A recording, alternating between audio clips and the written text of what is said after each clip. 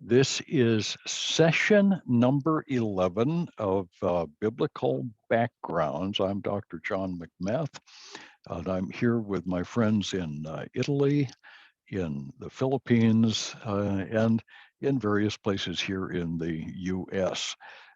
Today we'll be getting we've gotten done with the background of the conquest narrative and the Judges narrative. The next in line is the story of Samuel leading up to the kings. Now, I don't need to tell you that in all of the areas all along the way, all of the stories that we come up with in the Bible have their counterparts in the critics.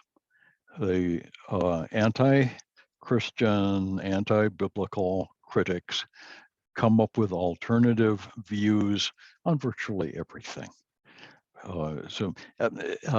Literally, any biblical account that we want to make needs to be defended against somebody out there.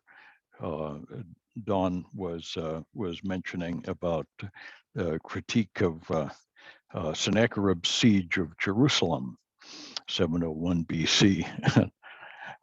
I like to confuse my freshman students with that one, because Sennacherib in 701 BC is one of those really hard datum points. We know that it was September of 701 on the dot, and there's a number of good reasons for that. But we'll talk about some of those things as we go.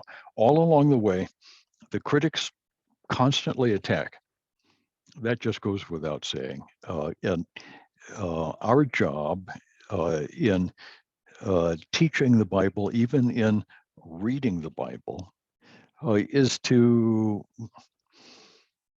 believe what it says, but more than that, to illustrate and defend and flesh out what it says. That's the purpose of biblical backgrounds. That's what we're doing here. Okay, let's go on and share the thing. We're going to get started at the really the beginnings of kingship. That's what I call this. Samuel, fascinating character Samuel is. He shows up at exactly the right time. He's like the Gandalf character in The Lord of the Rings. He always arrives precisely when he means to. Samuel is a transitional character.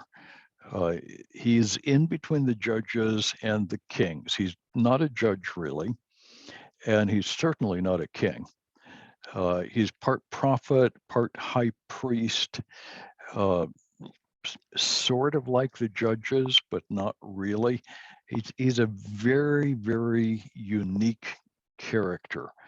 And Samuel's job is to set up the first of the kings. And he actually anoints both Saul and David. And all the time complaining to God and warning the people that they don't really want a king. You shouldn't have a king. You don't want a king. Kings do all kinds of bad things. I believe that Samuel, with his emphasis on the impropriety of human kingship, his objections to setting up a king for Israel, when in fact Israel has a king. Israel is God's people. Samuel was in favor of continuing the theocracy, the reign of God over the people. And I believe that he actually wrote the book of Judges to demonstrate the weakness of human leadership. Just look at these judges, all of whom, to one extent or another, were led by God's Spirit. And look how all of them fall short of the ideal.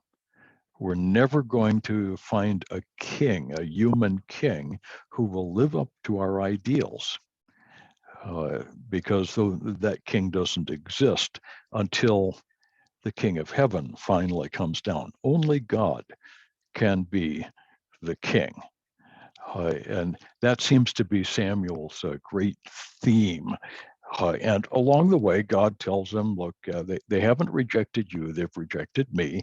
And the best thing for you to do with them is to give them the king that they're asking for. Critique him if you must, but give them their king. There's some complexity there, and we're not going to go into a bunch of that. Samuel's call took place while the ark was still in Shiloh, which is what this photograph is all about. That's my lovely wife. And this is, wow, 35 years ago, Donna, if you can believe that. There we were in the central hill country heading north. That was one of the last times that it was possible to make that drive. That was 1987, and by early 90s, the Palestinian groups had become so belligerent that it became impossible for tourists to make this trip. So here we are. We'd driven in a couple of little rental cars up the central hill country patriarchal highway, all the way through Shechem. I don't think we got into Shechem, but this is Shiloh area, about halfway between Jerusalem and Shechem, about 15 miles north of Jerusalem, probably 4 or 5 miles north of Bethel, on a typical Ephraim hill country here, with the nice big broad valleys. The location of Shiloh is close to where I shot this. In 1987, it hadn't been excavated. Today, the excavation of Shiloh is ongoing. I've forgotten which particular university is doing that. They're under the auspices of an Israeli university, but it's mostly an American project. I know that Masters Seminary is involved in the Shiloh work, and Answers in Genesis has got a group going this summer. So there's some evangelical interest in the place, and it ought to be good.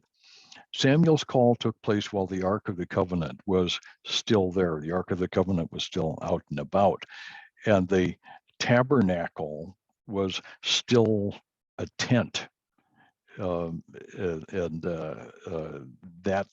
is where we run into Eli. There's the famous story of Samuel as a little boy in the tabernacle with Eli the high priest, with a description of a 7-spouted candlestick in the sanctuary. And we're told that the lampstand or the lamp had not gone out yet. This is a 7-branched oil lamp, which is most likely what they were using at that time. This particular one, I think, was made quite a bit later. It looks to be Iron Age, but it's this is the sort of oil lamp that would have been used, with 7 wicks going into a central reservoir. And it was designed so that there would be some light all night long. The light would finally go out about dawn.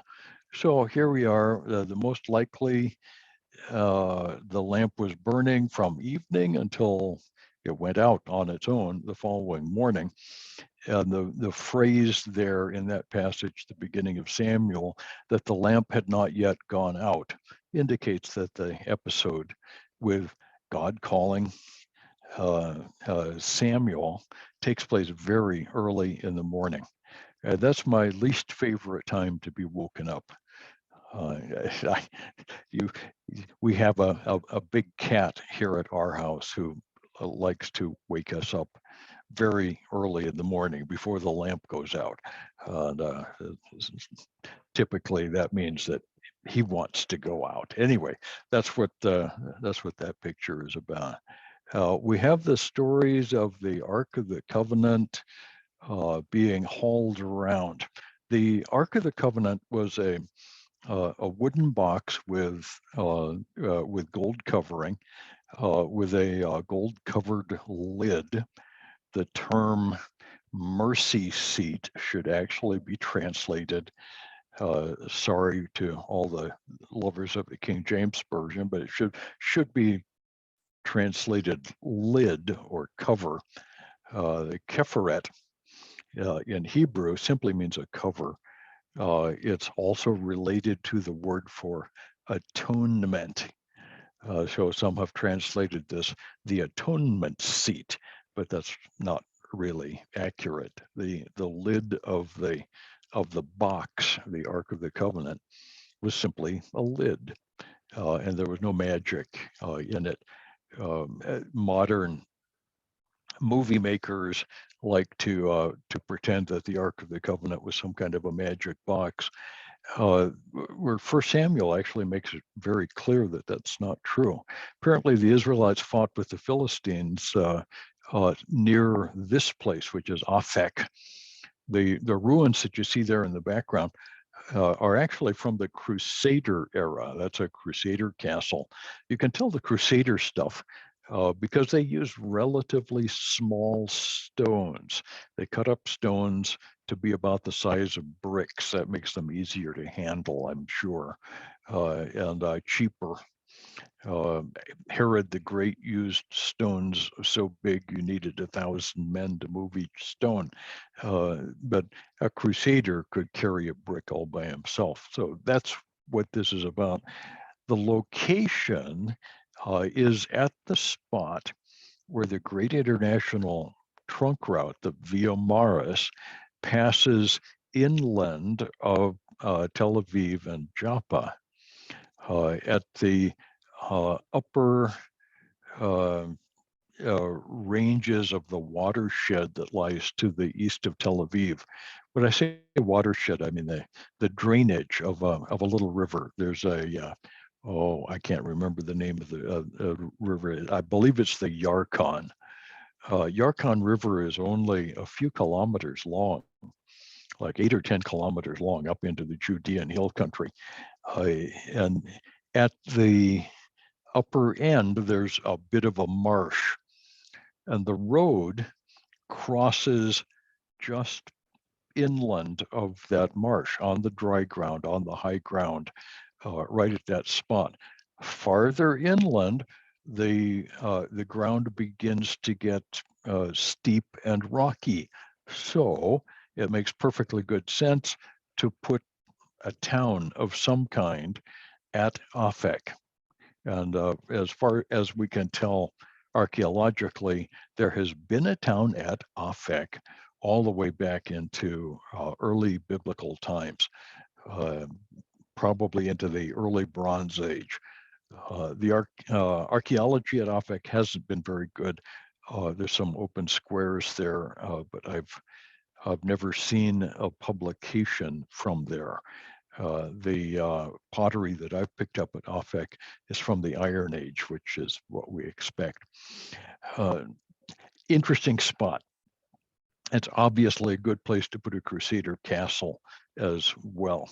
The Ark of the Covenant was carried by the Israelites into battle against the Philistines at this spot in Aphek. And the Philistines were terrified. They thought they brought a god in the box. And the practice of bringing a god box to battle was quite well known at the time. Most nations carried their idols into battle. A great example of this from not very far from Aphek was Pharaoh, well, it was Tutmosis III in his attack on Megiddo in when it was 1475 BC, before the Israelite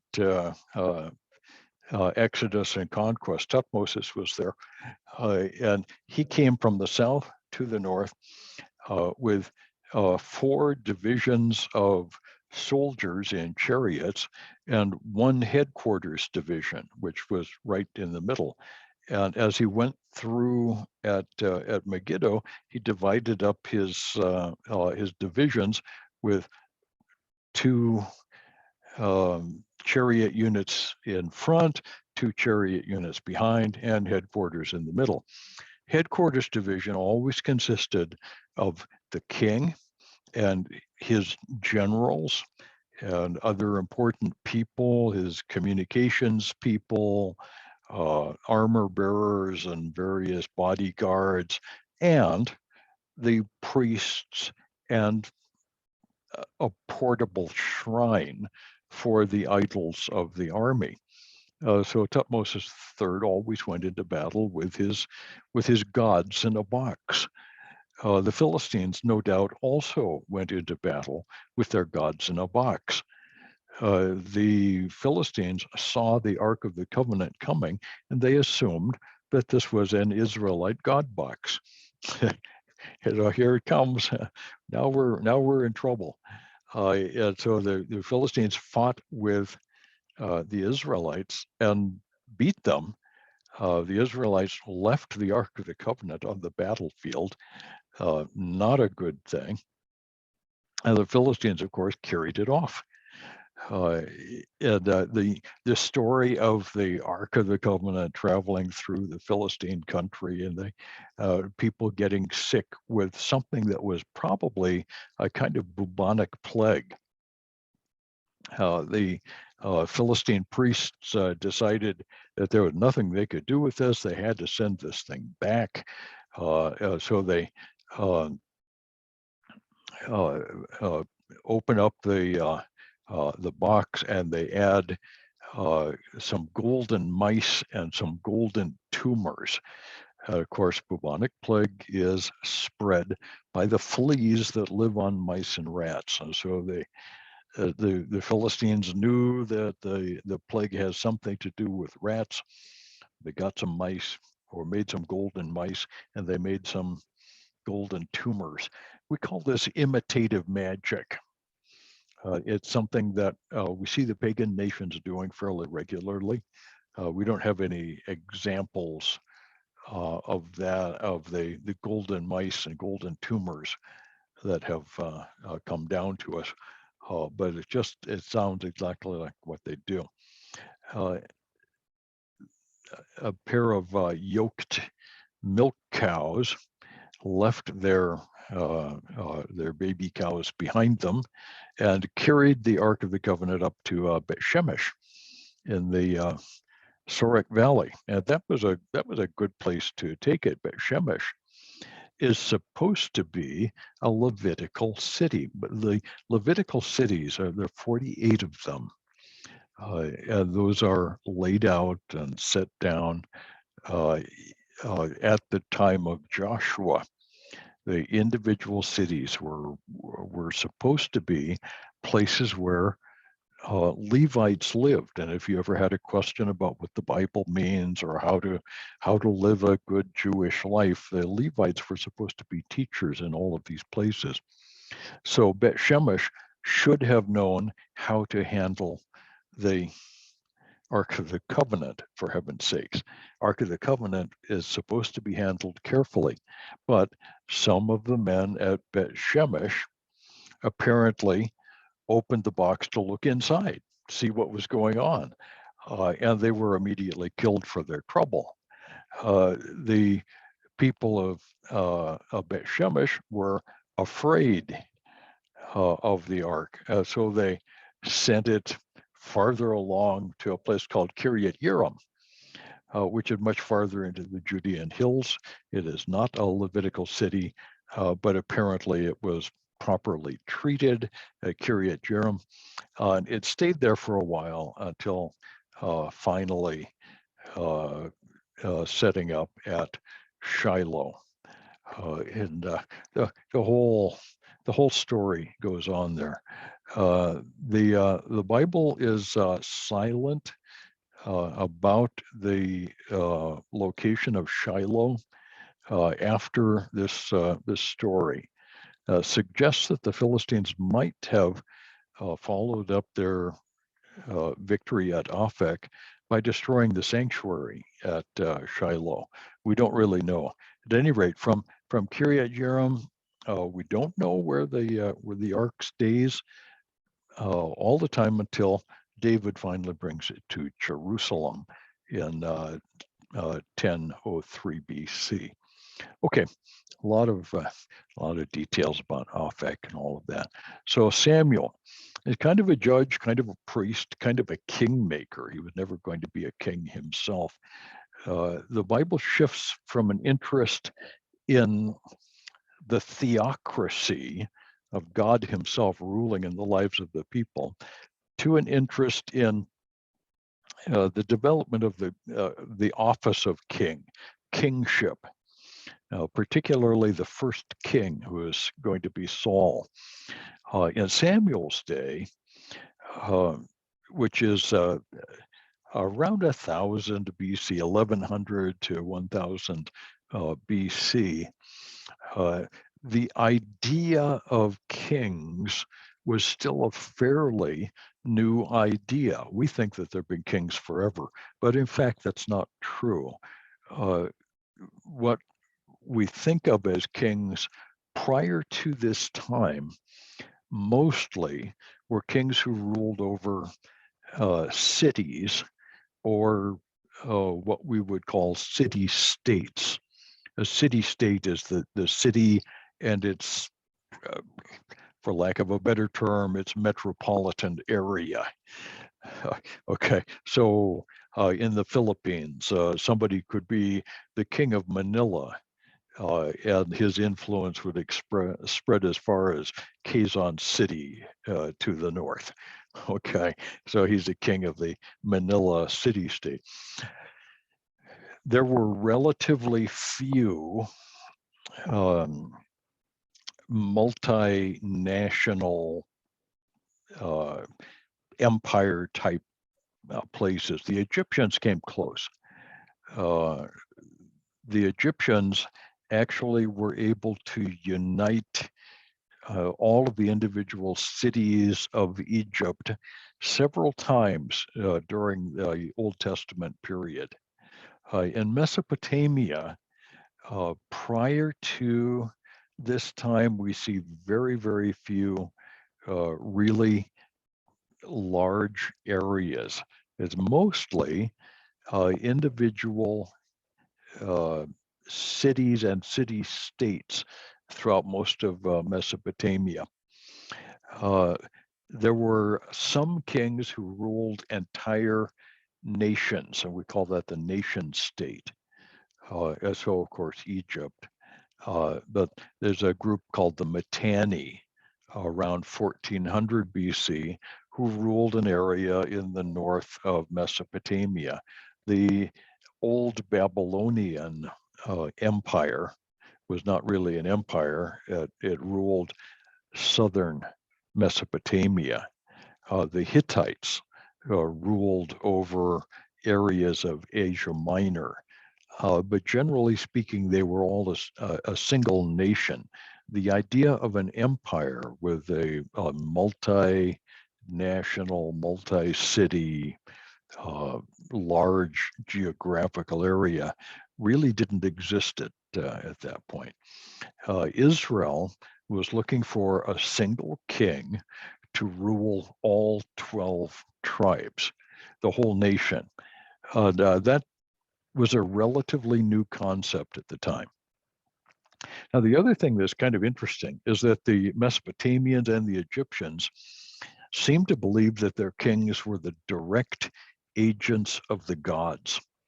The Hittites thought that their kings were high priests during their lives, and they became gods when they died. And the Egyptians actually believed that their kings were gods while they lived. At least they paid lip service to that. So you'll see a lot of statues of these characters in very godlike poses. Israel wanted none of that. Israel had none of that kind of crazy mythology. They insisted on a purely human king, but they expected their king to walk with God, but not to be a priest, or for that matter, a god. Their king would be an extension of the concept of the judges, with the added quality that he would be the head of state for life. Ultimately, he would pass his kingship on to his sons. So what we've got is a fairly narrow concept, a national king who's going to be a human political leader who is expected to be a godly man, but he's not the high priest. This is going to be as close as the ancient world came to a separation of religion from the state. There was expected to be a relationship. And in fact, all civilizations throughout all of history have related religion to the state, always. We, in modern America, we are the first group to ever suggest that it might be a good idea to separate the church from the state. And I think we've only been at this, 250 years or so. I think the clock is still running on that. We'll see how it works out. Okay, so Saul is chosen in about chapter 13. And we'll start right off with a textual problem. 1 Samuel 13:1 literally in Hebrew reads, "A son of year was Saul when he began to reign." Now, of course, that means there's a problem. A son of how many years? How old was Saul? Well, we don't know. Saul's age when he began to reign and the length of his reign are both a problem. So I believe that our translations should add an asterisk to Saul's age and reign. The idiom should provide a number before the year. So it should say something like, a son of 30 years was Saul when he began to reign. That would be fine. Or of 20 years or whatever. There are translations which put Saul's age at 30 because that's what we have in the Septuagint. And there's no basis for that except for the Septuagint itself. If the Septuagint was reading from a Hebrew manuscript, we no longer have any Hebrew manuscript that matches that. And so it could be right. It could be quoting a manuscript that we no longer have, but we have a lot of others. And we have the Dead Sea Scrolls. So if this is an error in the Hebrew text, it was made really, really, really, really early. And 30 has got to be somewhat questionable. Those who put Saul's age at 40 are guessing. They don't know any more than the rest of us. They should be close to the mark, though. 40 is a nice round number because Jonathan, Saul's son, was fighting age. How old do you have to be in order to have a 20-something-year-old son? Okay, so that makes you close to 40. So we don't know. The length of Saul's reign is given as 40 years over in Acts 13 in the speech of Stephen. And this may also be a conventional length. The Hebrew doesn't tell us. 1 Samuel 13 gives Saul's length of reign at 2 years, which is also very likely a scribal error. So we don't know. New American Standard Version adds everything together and gives us 32, but that doesn't solve the problem. That we've still got 40 in Acts 13. Schofield suggests when he had reigned for 2 years, and that doesn't really handle the problem, but it might be the best we've got. How to take that particular bit of background? I think Saul's reign needs to include an asterisk. Okay, like so many things these days. Okay, some things we just don't know, and this is one of those. How long did he reign? Well, might have been 40 years, but probably not. Saul's first act was the Battle of Jabesh Gilead. And frankly, we don't know for sure where Jabesh Gilead is. So I've included a photograph from the Transjordan.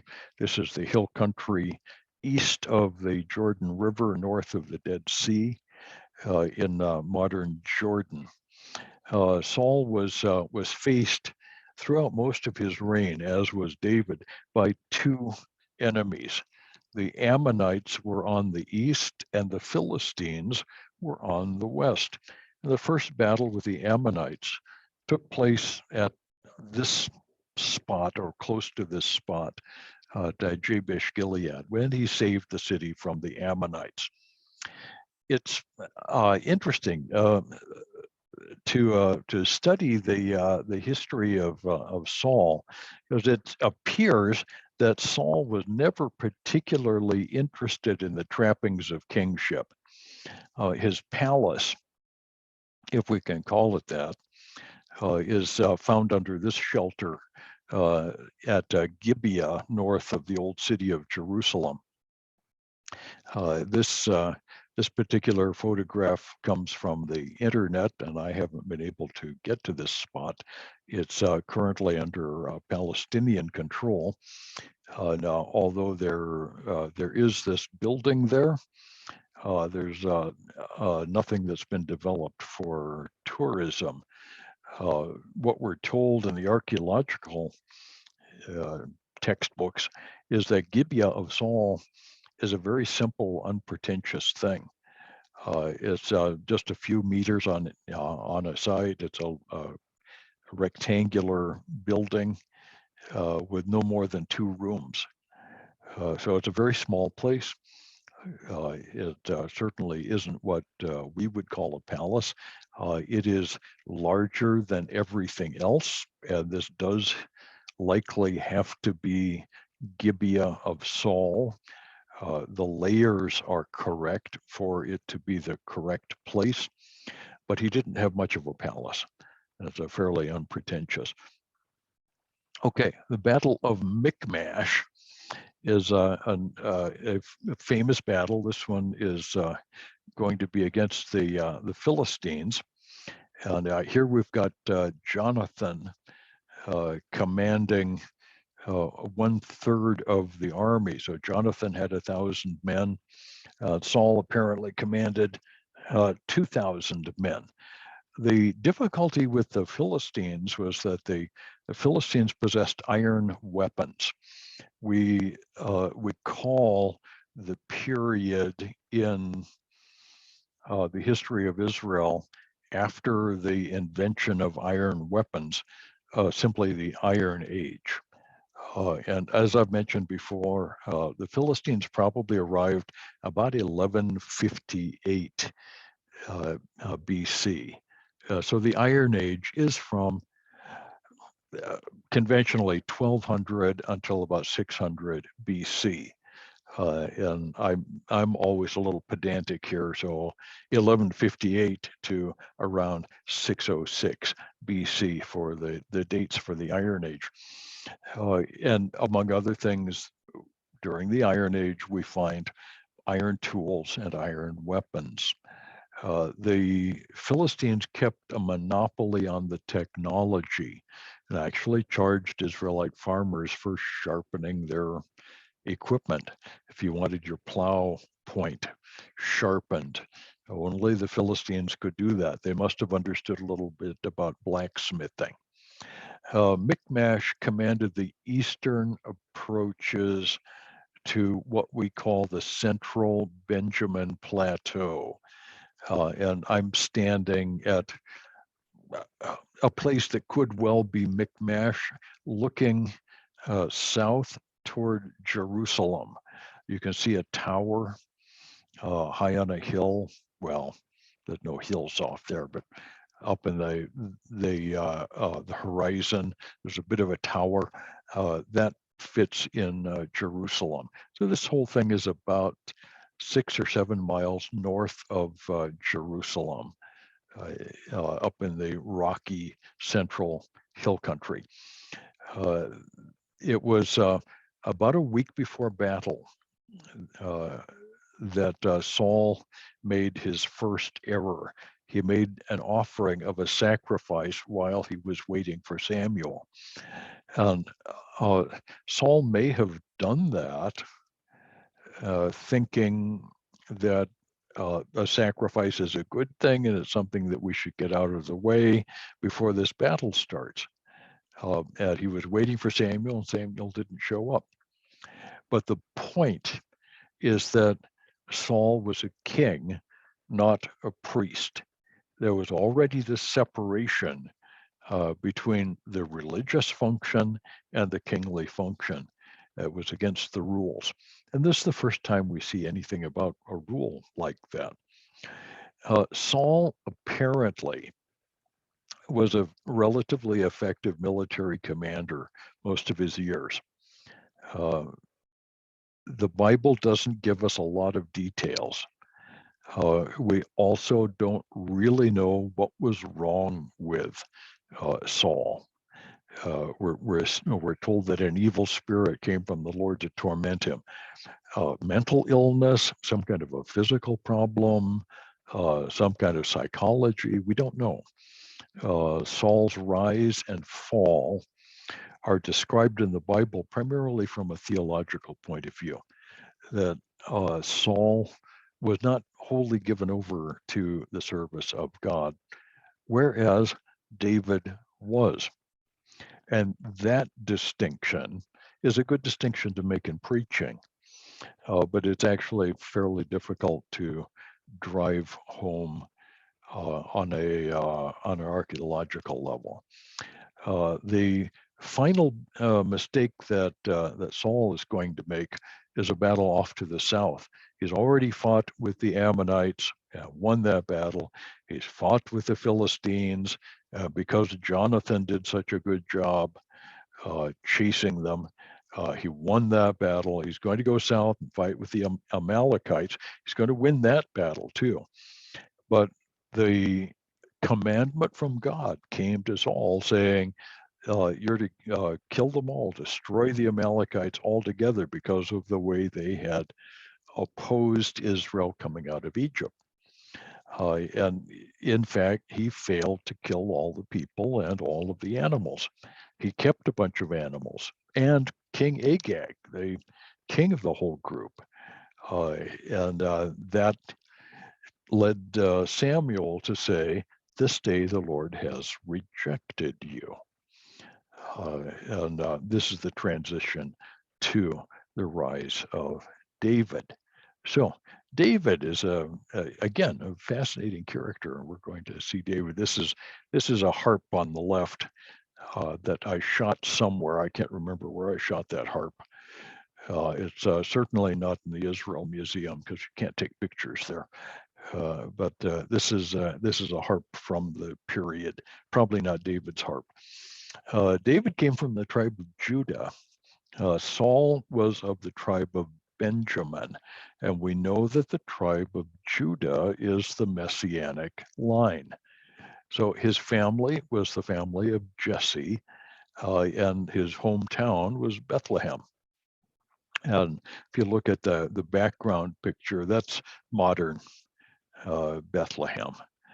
You can see a bunch of minarets in modern Bethlehem, something I don't care for very much. So Jesse from Bethlehem, he was the youngest son. His family didn't think he would make much of a king. His dad, Jesse, didn't even bother to mention that there was another son until Saul or Samuel specifically questioned him about it. Samuel ends up anointing David in much the same way as he had anointed Saul. And at this point, as David is anointed, Saul began experiencing a deep depression of some sort. The biblical explanation, an evil spirit from the Lord, is actually both difficult to translate and difficult to explain. It makes more questions than answers, actually. We believe that the term an evil spirit from the Lord made perfectly good sense to whoever it was that wrote the book. But we don't entirely understand today. It clearly is not a demon. And what exactly is an evil spirit? The word simply means damaging. So what did God do to him? Well, we don't know. But whatever, David's harp music apparently made the king feel better. And anybody who's heard harp music, especially when it's well played, will agree with that. That probably would work. David apparently had some skill with the lyre. It's a kind of harp. Uh, the harp is actually much larger, and the lyre is kind of a small one, like this in the picture. Somewhere along the line, Saul went out to fight with the Philistines yet again. And this leads to a very big, very important battle uh, between the Philistines and the Israelites in the Elah Valley, in which David is introduced to Goliath. And this photograph is actually a panorama. Back in the days when I was shooting with film, it was so much more difficult to do a panorama. But I set up here and took 3 pictures of the Elah Valley. The Elah Valley stretches from west on the left to east on the right. I'm standing on a low hill called Soko. Off to the left, at the far left side of this picture, is a place called Azekah. At the extreme right of this picture are a couple of big white satellite dishes. I call them Telstar dishes. The hill directly across doesn't have a name, but you can see the valley in the middle of it. The Satellite Bible Atlas has this photograph of the same area from an altitude of several hundred feet above Soko. So there's Soko directly beneath me. You can see some of the layout of the ruins. To the right is a little settlement that, of course, wasn't there in biblical times. Way in the distance, you can see Jerusalem. To the left would be Azekah, and this whole open area directly in front was the Elah Valley. The road that goes through on the left intersects with the Great International Trunk Route. So I can go off to the left, and I take a left turn at the end of this valley, and then take a right immediately, and I'll end up at Tel Gath, which is one of the Philistine cities. Today, there's a great big Israeli gas station there. So I always tell people that if you go down that road and you take a right at the Gath station, and you can go, which is terrible. The right-hand side of this picture, you can't quite see the spot, but the road divides in a Y. And the left-hand turn will go up to Bethlehem. The right-hand turn will go out to Hebron, and it goes up into the hill country. At about the spot where that modern settlement is located, about where the Telstar dishes are located, is a dividing line in the terrain, what we call a chalk moat. It's a chalky ground that in antiquity was very hard to get through. It was very dusty, deep and dusty in dry weather, and could turn to mud, impassable mud in wet weather. So we don't know whether the Israelites were fighting in nice weather or foul weather, but either way, they'd end up on the road. The Philistines knew that as well. They wanted to fight out in this open grain field.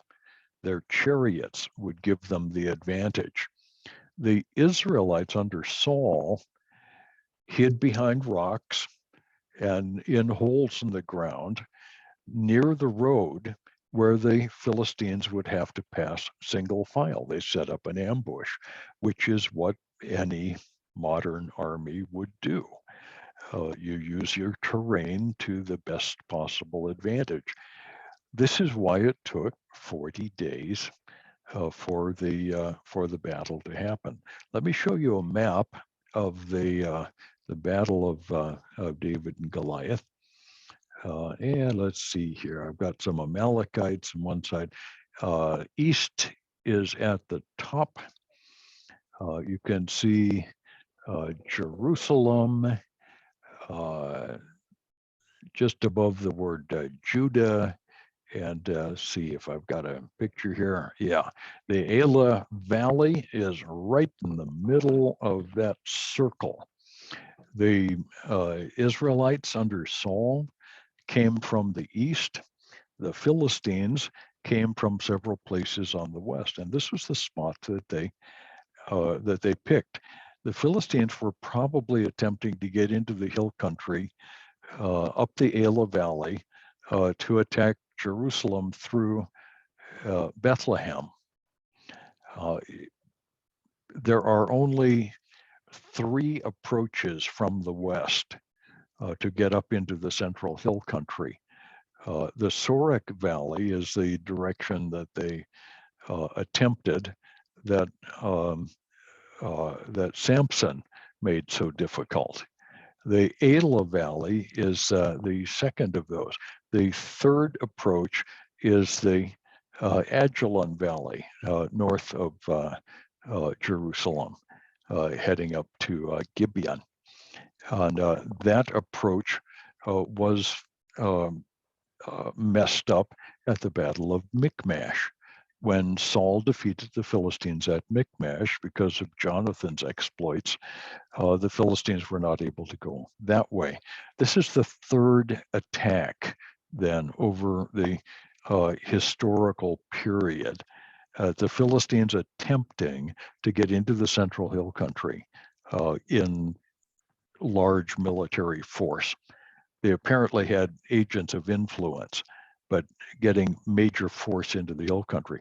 So it becomes important to look at how this turns out. And here we see the battle of David and Goliath.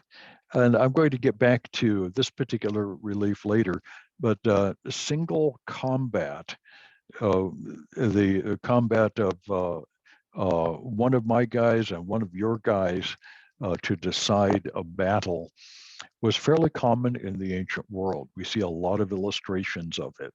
And we're going to see examples of Egyptian and Hittite and other champions, experienced soldiers challenging one another to fight, or skirmishers going out to start the fight.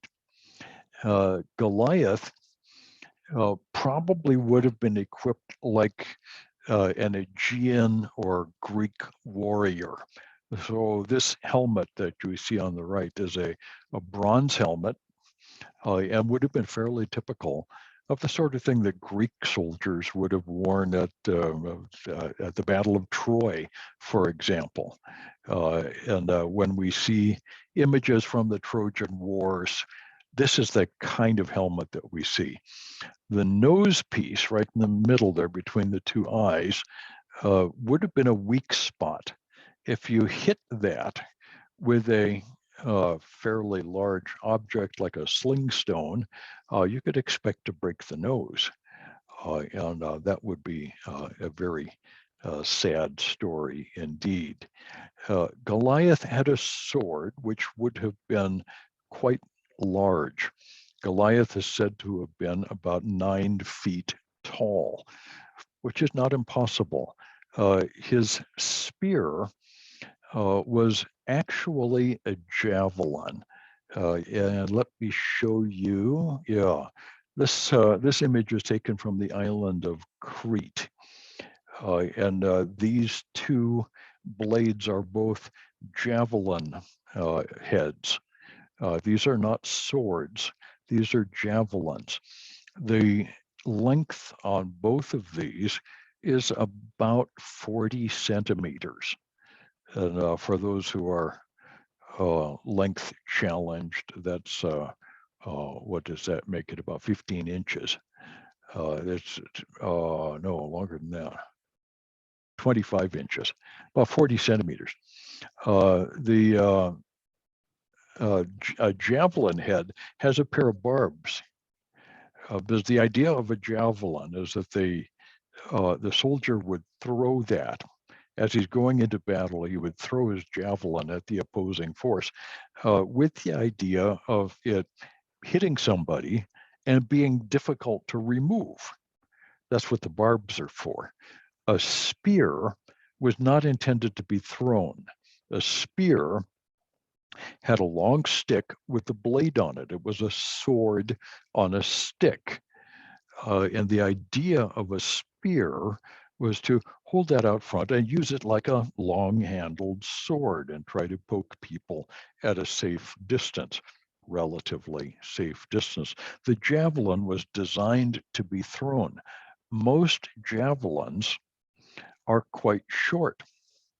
They're the regular javelin is about 6 feet long. It has a bit of a bronze weight at one end, and a blade maybe 18 to 20 centimeters long at the other end, and always with the barbs. When that's thrown, it could be thrown with a rope and a stick. That would be the spear like a weaver's beam. It was supposed to spiral, and the distance that this could be thrown would be upwards of 100 yards. Goliath apparently had a larger than usual javelin. The javelin heads on Crete tell us that in the Greek islands, there were also giants. Now, interestingly, we have archaeological records of giants at places like Lachish in the Judean hill country. So we really shouldn't have a problem with a race of giants in the ancient world. We know they had medical problems. Very big people have all kinds of difficulties, and we're aware of that. Was Goliath a miracle? No, I don't think so. It appears that there was, in fact, a group of extremely large people, perhaps a racial strangeness, but Goliath was really a giant. He was a very, very big boy. The single combat would have been suggested by the Philistines, probably to get the fight started. In the ancient world, infantry combat was a really terrible thing. There was nothing but hand-to-hand combat. arrows would be fired and javelins would be thrown at a distance, and then the two armies would have come together in a gigantic impact. It was pure um,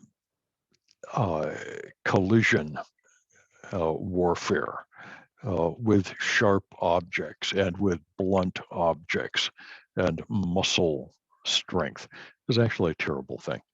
In the ancient world, men were facing one another at arm's length and trying to cut off each other's heads. The practice of single combat may once in a while have been to avoid a mass battle. I think that is not usually the way it came out. I think it was a way to get the battle started because the generals on both sides would have had difficulty getting their men to take off running, swinging their clubs and killing each other. That's something that nobody really wants to do. But if you get everybody's anger up because the battle went wrong, whoever in the single combatants lost the battle would be immediately supported by his friends, and the battle would join. The Hittite orthostats. We'll talk more about the Hittite orthostat. I'll come back to that. I've got a great story about that. Of these two guys stabbing each other is a good illustration of single combat. The point of that battle at the Pool of Gibeah was, and the battle was very heavy from that point on. They went chasing each other all over the hillside. It's a good way to get it started. When we come together on Monday, we're going to get started on David himself. And I want to get started on David. So we'll start at Psalm 109, or at slide number 119 when we get back on Monday. So little bit here, a little bit there, all kinds of little details. It's surprising how much we know. I also find it surprising sometimes how much we don't know. I don't feel like we have quite as many questions as we've got answers, but almost. Anyway, we'll see you again on Monday. And I'm going to